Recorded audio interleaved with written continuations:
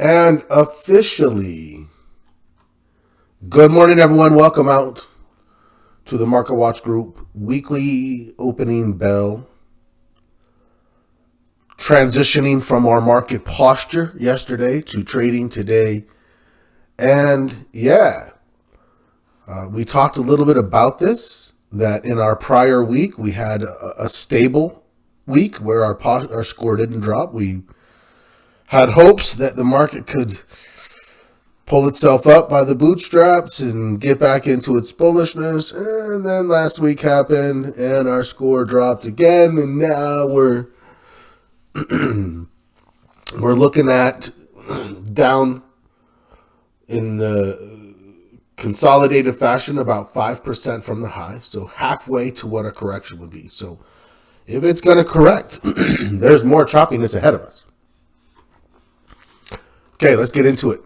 As always, we're for education and illustrative purposes only. We're not brokers. We're not advisors. We don't give advice or trading recommendations. Let's take a look at the opening futures, the news, what's going on, what's the concern. And the concern is that if you were to boil it down, if you're going to boil it down to a broad-based concern, it is that we are now seeing, and we'll go look at this. We actually didn't go through in detail. We'll go look at the Fed watch, but expecting the Fed to be less dovish, not hawkish, right? It's not at all like, oh, the Fed. All it is saying, you know what? There's a very good chance that because of the strength, there was two components that the Fed was looking at, and that is getting inflation down to 2%. That's the target. And not letting the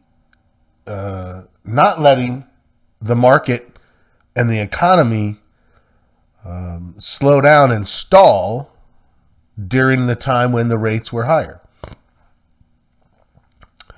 And they started to move it a little bit down. Right? We've gotten some cuts. We got 1% last year in 2024. That's right, wasn't it? We got half, quarter. I believe we got 1%. And now that the jobs report came back unexpectedly, both weekly jobless claims, which were lower than expected, and monthly payrolls, which were higher than expected, unemployment down a tick. What does that do? That makes people think, well, we need to do it so that the market, so that the economy doesn't stall. But right now you can see there is no stall. The jobs look good. There was actually also more job openings than expected.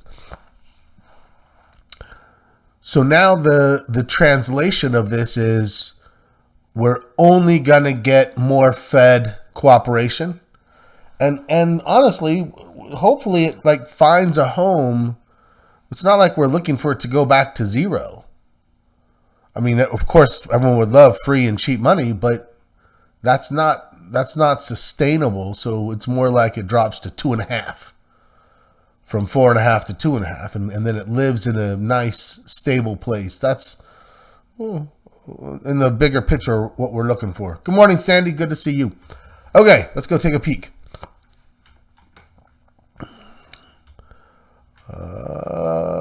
We'll get to that. Yeah, you can see the concerned look on this guy's face. What's going on? Futures are down. S&P 0.79. The Dow 0.2 only. So now the longer... Whoops. Sorry. Didn't think my screen... Forgot to hit my screen. You're like, what guy? The longer that the volatility we see continues, the more we're going to start to potentially see where the shift occurs, where it's like we see it going out faster. We've already seen it here between these two. Right now, they're tied they're in a battle for third. But you're noticing that if this gets worse this week, if the Nasdaq, sorry, not the Nasdaq, although the Nasdaq is down, the Russell's down the same amount, 1.2. 1.2 on the Nasdaq, 1.2 on the Russell. We're watching the relationship just between these two in that battle for third to see if we see a shift. Last time we saw the shift, we saw the Russell move into a leading position. If this time we see the down, then we might start to say, ooh, that's feeling defensive, right? Defensive. So that's something that we're going to be keeping an eye out on. But overall, let's just take a peek at it for those who maybe didn't see it.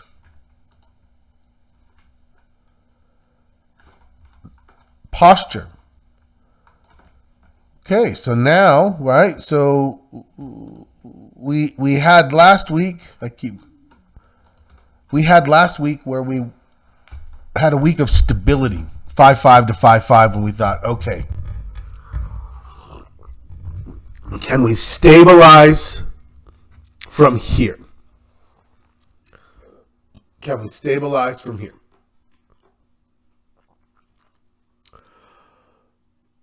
We didn't. I mean, you can see the weight of what's going on pulled the long term only a quarter of a point for me.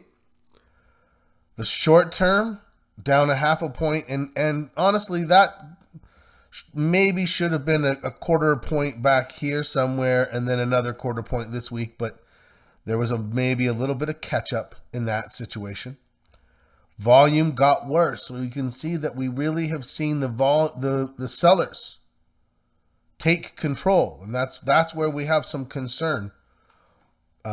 Major market concerning it has ticked down. Right now, the core areas of strength is that the sector rotation, the growth sectors are still leading, and we haven't seen any surge in any defensive sectors. So from a sector alignment standpoint, looks good.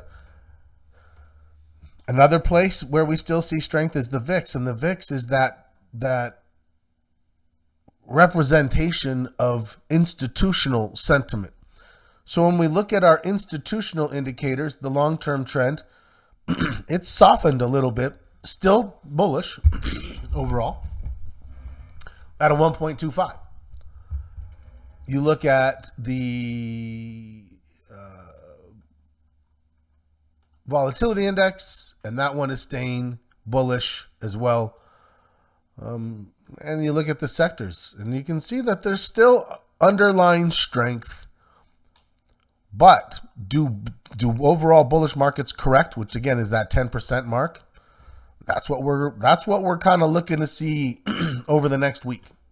What would that look like? So today, we're actually still looking for more to the downside. We've already assessed this new low. So even if it tests, and we're going to be where? 576. So that's going to be about right here.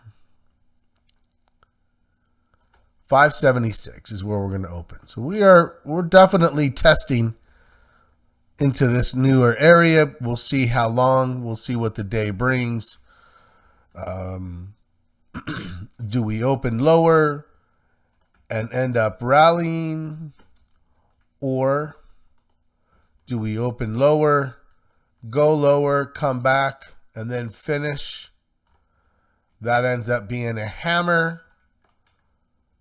Do we open lower and just simply sell off, and that just gets worse for the day? Now, the thing is, I don't actually expect that anyone is carrying a lot of bullish trades. Is that right? Possibly even no bullish trades. I would expect that as the score has weakened, as the market has chopped, that you're probably more spectators right now. Anything that you may be held would be long-term positions. And your long-term trades, you're really not looking at this chart other than for day-to-day, what's happening. Your decision is going to come more from the longer-term chart, which is still holding up. Okay, so, here we're going to open lower. We can see that. The question is, what does today bring us relative to our next entries? Okay, let's keep looking. What's the information that we're looking for this week before the market opens? We'll come back and take a peek at that. U.S. futures sink amid cratered hopes of 2025 rate cuts. Well, let's just go and look at that. Let's just take a look. All right, so now there's the line, and we watch and we see. Now remember, this is SPY. If SPY shows the stability and like it's going to bounce, then we're going to go through our bullish watch list where, I don't know if you saw, I put it on the recap. You should have got an email about it, and the recap is posted. And in the bottom of that recap is the focus list. Our watch list has plenty of things that are strong stocks in what we know are still leading sectors. These stocks have good liquidity, which means they have good options, and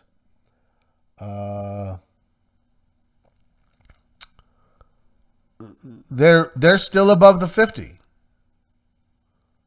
They're still above the 50. Oh, speaking of, this is something I forgot that I would have a tendency to do. It makes the SPY chart have a lot of lines. You can see I keep trend lines and other lines on here, but I'll show you here in just a second. But there are still plenty of potential stocks that we would look at and say, oh, yeah, you know what? I would take this to try to lead higher. Okay, let me show you what I was going to do. I'm going to add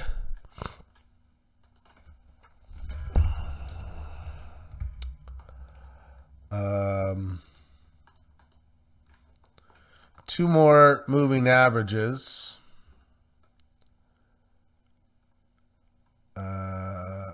That's not what I wanted at all. Oh, I got the wrong thing. I didn't want the ribbon. Sorry. Whoops. 1, 2. Let's make this one 100. And we'll make you pink. And we'll take this one, make it 200. And you'll be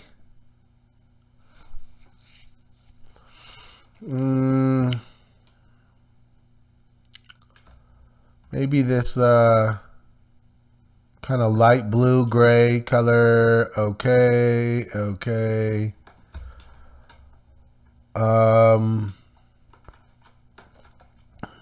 All right, so you maybe can't quite see it, but there's that little 50-day poking out, or 100-day. So we opened below the 100. We've tested the 100. You can see we kind of tested it there, bounced off of it, couldn't get very much past the 50. So we are kind of in this little consolidation. Seem to be breaking this to the downside, which would make me think that the size of this would happen again, and that is very close to correction territory. Okay, that's definitely picking up the signs. Now, here's the deal. Here's what you're going to have to decide. if this comes down here, let's say, let's say it gives us, it flirts lower and it ends up giving this. And then the next day it starts to do this. Not that bullish for the SPY because the SPY is starting to pull down. But this would be where you see bullish trade setups on bullish trades. And you have to decide, are you going to put those on and how many? Because our thought would be, does this go only for a couple of days and then just can't get past, right? You can kind of see this consolidative structure. If it can't get past this is where we think it might start to fail. And if that's failing, right, I want you to notice that we're starting to think about trade management in a different way. Because of our declining posture, because our posture is down where it is now, and even as we add new trades, we have to take that into account with how we look to manage very differently. So if I put bullish trades on, it's going to be fewer trades, spread across a few core growth segments, leading trades that if the market catches, I can make some money. I'll take some profit halfway through, tighten up stops, and if the market starts to roll over here, let me change colors.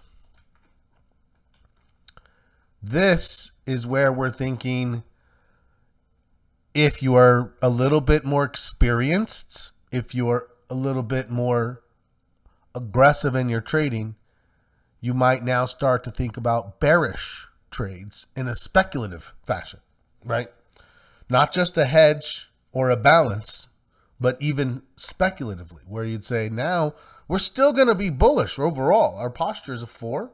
Even if it drops a little more, 2, 3, that's still staying, it's not as bullish, but still overall more bullish than not. So if you're not a more aggressive trader, you're more likely to just sit, cash as a position. If the market drops 10% and you just kind of got out and just watched, and then when it was done, are you ready to trade the next bullish wave? Oh, more than most people will be, because you're just kind of watching, staying engaged. If you're a little more speculative, you might try to catch some of it, because is there opportunity in these situations? And you can see back here, well, yeah, right? If it drops and moves up and you could catch something in this area, then there's potential for you to be out of that trade and still looking to transition the other way. Because that is the situation you will end up finding yourself in, where you're closing bearish trades and entering bullish trades simultaneously. And I know you're like, oh, that seems easy. Okay. Nothing's easy. It's all manageable.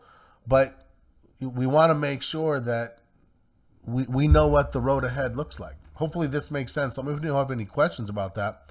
So right now, what are we doing? We're watching. We said we're spectators right now. We're watching this action here. Okay, what else will help us? Let's go take a peek at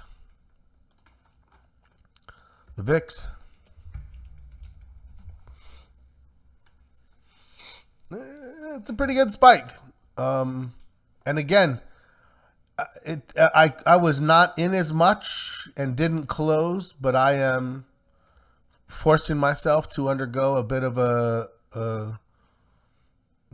self-evaluation as to why I second-guessed my own rules, which is what? This is a higher low from here. It went up. So this gave us what we wanted. This is why I like the VIX so much. And after this went up and down so fast, it still didn't come all the way back. And this low was higher than that low. And it went up a little bit and didn't do much and came down. It looked like this was going to be a lower high. Enough to put on but bullish trades, and then boom. I did close. I did close my remaining trades, but that, and Press just called it out. He said, what do you think? And I said, We're in the teens. We just had the lower high. I'm going to not, because it wasn't a hedge. It would have been speculative. That was the other factor, right? Because without more than one or two bullish trades on, someone asked the other day, are you hedging one for one? If I have 5 or 6 trades, well, maybe let's say 4 or 5. 4 or 5 would get me like one bullish trade or one bearish trade. So if I had 10 trades on, I'd have like 2 bearish trades, and those bearish are hedges only. So if you only have a couple of trades on, there's not that much there to hedge. So then the question is, am I looking to speculate? At the time that occurred, that we were still a 5.5 on our posture, which was stable. Right? We had just stabilized. This was in the teens, and I didn't have much bullish. So it wasn't just that, it wasn't a hedge. And so, I don't know. For me, even as I say that, I remember exactly why I didn't. But I still tend to be pretty automatic with these trades and just let it be speculative. Just have a speculative trade on, because that would be doing quite well right now, obviously. Did anyone do it? I'm curious if anyone put, yes. There you go, Press. He said it. Speculative. And so at the posture that I had, I wasn't feeling that speculation at the time. Now I look back and think, just follow your rules. If you have a trade all set up, put it on. Don't try to outsmart the market. Okay. But the VIX is working well. How much concern is there? You'll notice that it's like this was like one of those little like fake panics where it's like, what was the market doing? And then it gave it right back. This one we're in right now is like, okay, it kind of went up here. Now, again, we can't really gauge much from this, because if the market ends up in a slightly bullish fashion, this is going to come back down and look like this. And then the next day, if the market moves up a little bit more, it's going to look something like this. And then you're thinking, oh, okay, this could definitely come down. That's not a signal of any kind. It's just saying, if this is as high as we get, these low 20s, even if it goes a little higher than it is now, that's actually still quite a bit lower overall. So kind of now saying that this is now canceled out. So I would actually still allow this to be considered the lower high from the previous. Meaning this one to this one. All right. Let's go take a peek at the Fed watch. Obviously, no one thinks this week or this month in January, it's a 97% chance that it stays in this 425, 450. When we go to March, 78 thinks it's going to stay the same, 21. If you think about this, here's what I'll say. Most of us here, I don't think there's anyone actually who didn't, all kind of said, you know what, May is really when it looks like, it would make sense. The Fed's not in a rush no matter what. Anything prior to that was pretty wishful thinking. And when we said May, it was pretty equal distribution, like 50-50, maybe very slightly in favor of the cut in May. And you'll see it's probably not going to be like that now. Now it's 2-1 against, 2-1 that it stays, 66-30. Okay, so let's see if it got kicked to June. June's about 50-50, and July is now. So where we had been at May, it seems like the market has shifted to July. Okay. Yeah. That's what we're doing right now. As of right now, the market's already made that shift, and we're only at a 5% level. Well, a little bit more today. Call it 6 now. Right? Call it 6 now. But this is okay. The Fed's not cutting rates because the economy is strong. Let's now watch what? Inflation data again. So we'll come back over here to the economic calendar. Good news is bad news, Press. You got it. Today, nothing. Tomorrow, we have PPI, which is expected to drop to 0.3. Core PPI, we don't have a projection there.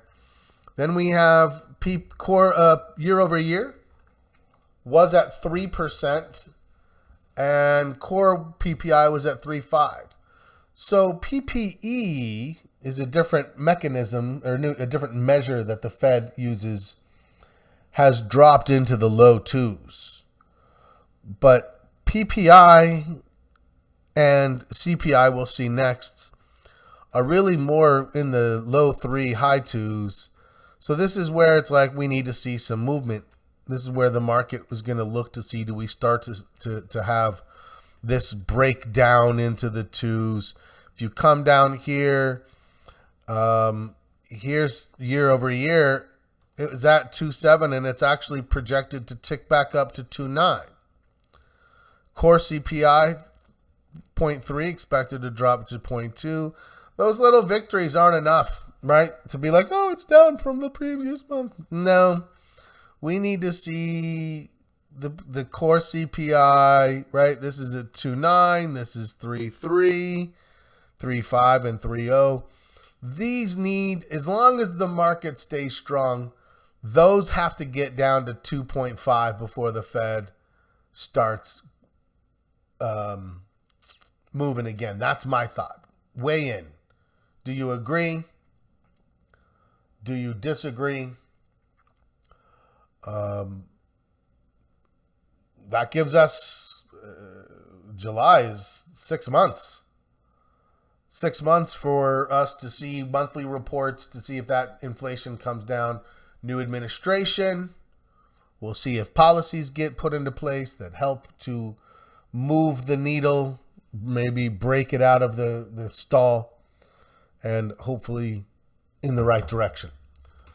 Okay, let's go see that watch list and kind of flag some of those that if this market does stabilize and you do take a couple of bullish trades, being very cautious with where they are.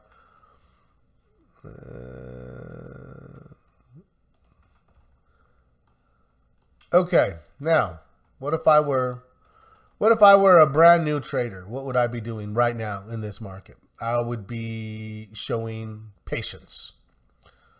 A lot of patience in this market, right? There's the fact that the vol is inflating, is escalating. Our posture has declined.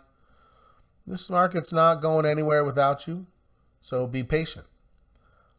In this market, we're not looking for any signal. We're looking for only the best signals. Whereas a month ago, we'd be like, hey, if anything good that crosses my desk, I'm likely to maybe take a swipe at it.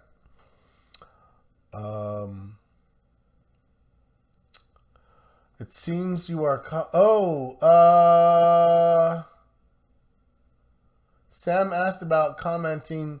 It looks like maybe Press, your comments are coming directly to me. I believe most of them are going to everyone, but sorry, I didn't realize Press's comments were coming directly to me. So I will make sure that if I notice a direct message, I'll say what it is, Sam. That's my fault. No, it should all be directly in the chat. I'm still playing with my settings to make, like, I feel like I shouldn't have to come in the meeting and make that adjustment. I feel like I should be able to find a setting that actually catches that on the default. So I'm going to be asking ChatGPT some questions and going through my settings this week. No, Press, no problem. That's my fault. I'll take responsibility for that. That's my fault for not having that default found and set yet. But thank you, Sam, for calling out. Okay, Apple, we had loved. We were waiting. We still were hopeful right in this area here, and now you can see as it breaks the 50. Now it's even breaking the 100. It has been identified persona non grata. It's excommunicado. We will not trade it until it now goes through a very distinct pattern. When we're looking for this thing to go on a breakout, it doesn't have to go that far, like, a certain amount. And then on the recovery, as long as we get that higher low, then we're going to regain interest on something like Apple. Now, of course,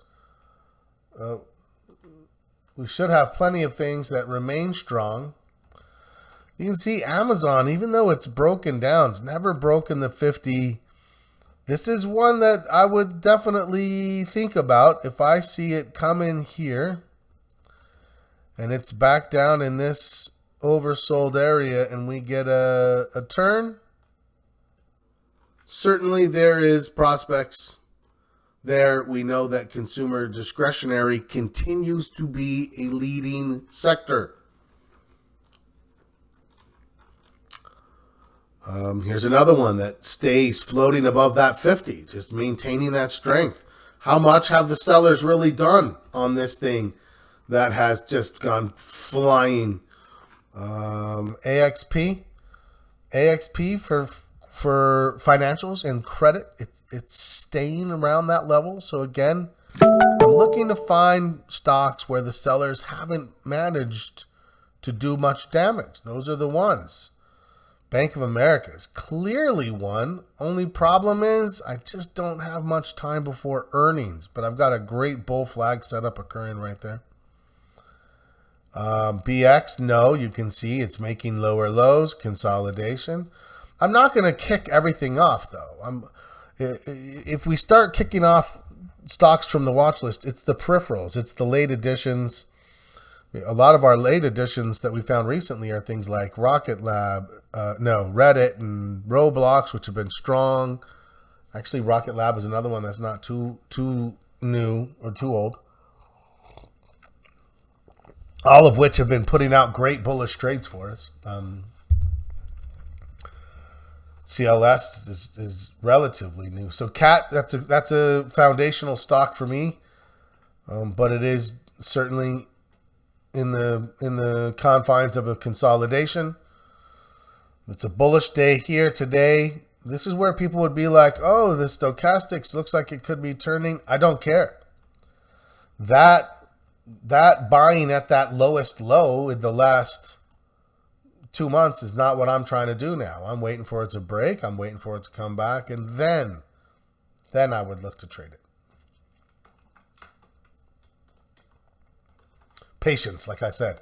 CLS, the stock looks great. It's just made a new higher high. You want to trade something that's making higher highs if you want to be bullish. And as this thing pulls back, we'll have a nice potential zone that will be sitting on top of that 50, and we'll think, okay. Love it. Just made a great trade on that. CNK, no. It's clearly the buyers can't seem to get control of this. What will convince me that they have? I want to see it break out above this, and then when it pulls back, not get back to the prior low. That's what tells me buyers took control of something. Here's a great example of that. Boom, they get up here. Here's some volume. Comes back down. We find that. We find this. And we get one trade, and then it pulls back, and then it gives us another trade. Then it pulls back, and then it gives another trade. So after the reversal signal, which occurred, this one took a little while. You had to be patient for it. You got 3 good trades. So what are we doing right now? Waiting for a reversal signal. That's it. I don't have to come in and be like, oh, is it a trade today? Clearly, it cannot be. Until this happens, it cannot be. Do I drop it and wait and see if it shows up on a search? No, I want to keep a nice stable of stocks that as the reversals occur, I'm seeing them real time.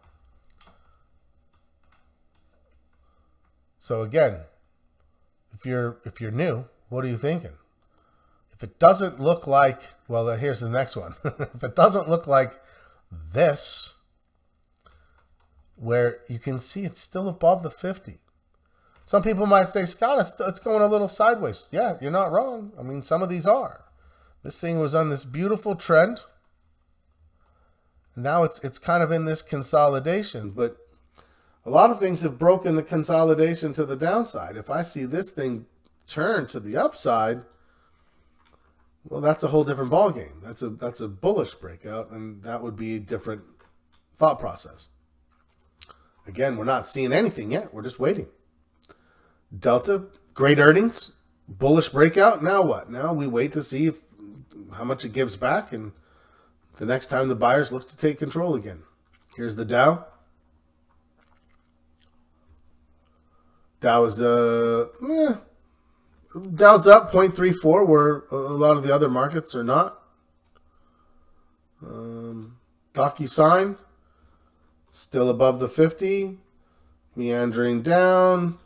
So something here, it might look where it just kind of goes up out of this, not too much, comes back, subtle, but I'm still looking for it.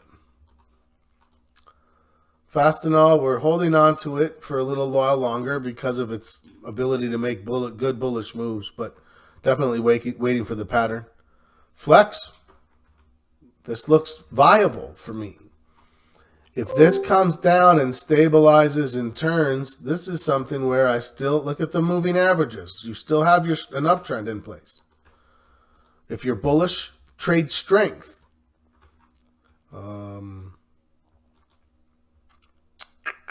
Bitcoin, kind of giving it back a little bit. GE Vernova, strength, but also earnings. So we'll keep our eye on that.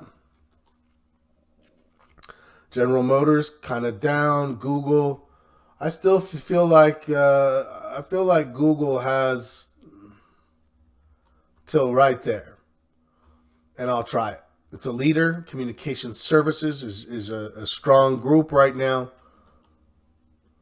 Goldman Sachs trying to show some strength.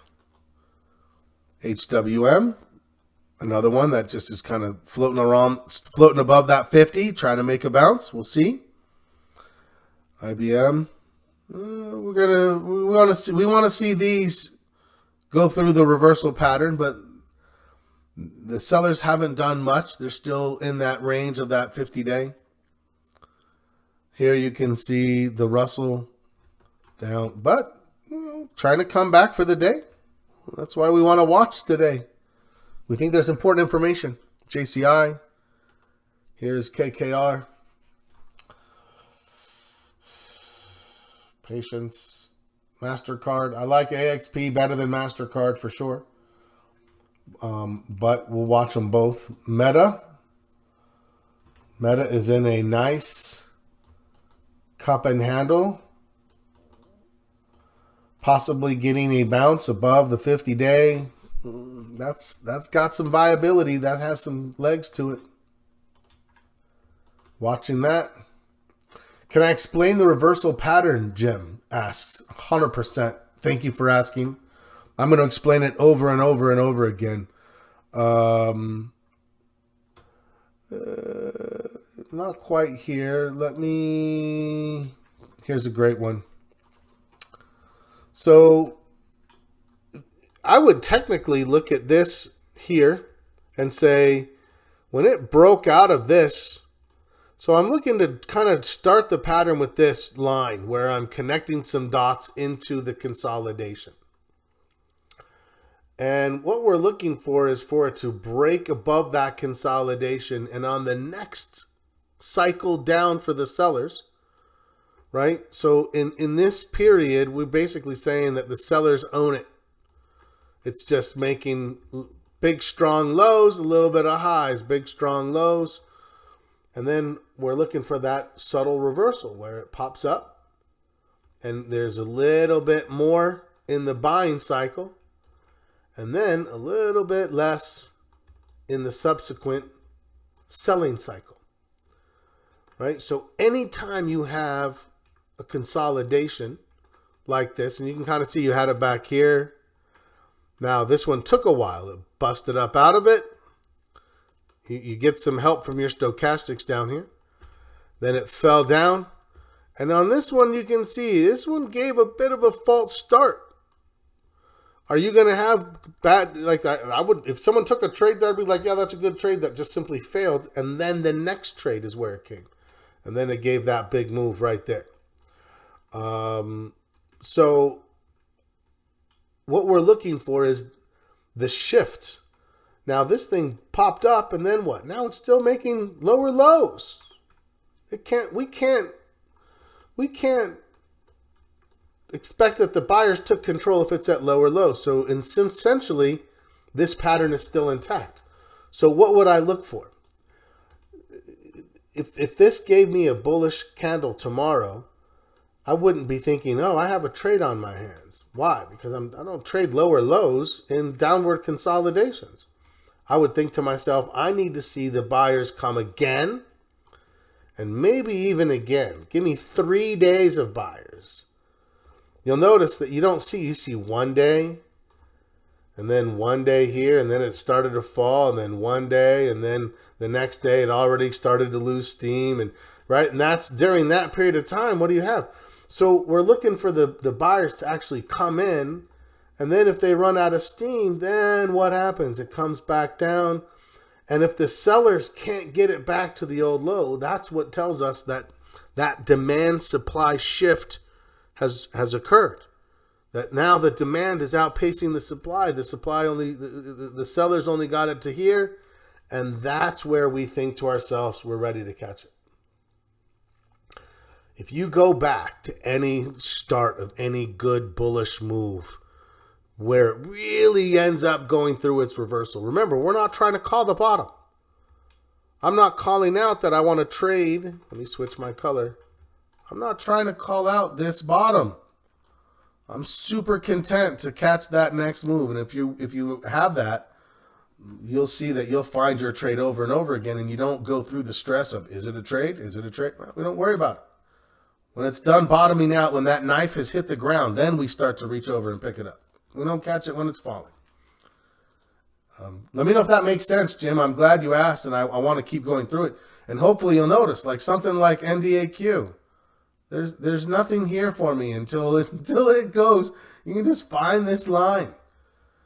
Is this a trade when it tries to turn up? No, because my expectation is just going to do this until it does something different that the buyers convince us. And then the next move down doesn't come all the way down. Then we're like, okay, right? Even a small consolidation, it pops up, it pulls back, and then we have a trade. And then it pulls back and you have a trade. And then it pulls back and you have a trade. These moves come out of these consolidations over and over and over and over again. Netflix. It's too much. It's consolidating. Earnings are coming up. NVIDIA. Oof. We were looking for NVIDIA, but it's really come all the way back to its prior support level. I'm not saying it's not viable there. If you can catch a trade at support, you might, but it's a big sell-off. PLTR, I'm in consolidation now, right? It's at this point, I would say it's too much in this move. We need it to give us the full range. Qs trying to stabilize today. This looks beautiful right here. You want to trade something that looks bullish? This looks bullish. It just went up and made a new high. Now on this pullback, we're looking for opportunity through here. Reddit still looks bullish. Rocket Lab still looks bullish. SoFi, not really. I'm going to put that in consolidation. SPY is in consolidation. TJX. Yeah, a lot of stuff is in consolidation still. Yep. So, if I get a bullish signal, I will probably try to find a few bullish trades to put on. Not a lot, a few. Across a couple of different sectors, so that if I get 3-4 days, I can make some money, take some profits, tighten some stops, and then if it keeps going, great. I have something on, and a lot of people are only going to be watching. And then if it turns around, I'll take the rest and then possibly think about a bearish position or two to speculate to the downside. Tesla possibly finding some support. TSM, I like TSM better than NVIDIA, but earnings are just right around the corner. Definitely still looks bullish. TTD, iffy. Twilio still kind of hanging out above the 50, so giving credit for that. Upwork's on the slow grind down, definitely consolidating. Bullish dollar, hard to read. The VIX pulling back from the highs. Sorry, I'm a few minutes over. VRT still looks bullish. If it can hold and bounce off that 50. Here is, and you don't see a lot of it. Where did my drawing tool go? In the consolidation, what happened? Boom, broke out, had some volume on the breakout. Now it's coming back down. So with this being the prior low, this is a viable trade for the higher low bounce anywhere through here. This is a textbook. You're not going to see a lot of these, right? But this is really what we're looking for coming out of a lot of those downward consolidations. And so, yes, this is a candidate for a trade alert. Absolutely. This one is definitely not. This one is in consolidation. It's gotta go through that before we like it. Consolidation, breakout, comeback, signal here, signal here, signal here, out before earnings, right? That whole thing started coming out of that. That's what we're looking for when we break out of some of these consolidations. That's why when press said we're due for a correction, yeah, and when we break out of it, as long as we're still bullish, we get these big, chunky 3-4 window trading opportunities. Let's not take our eye off the prize.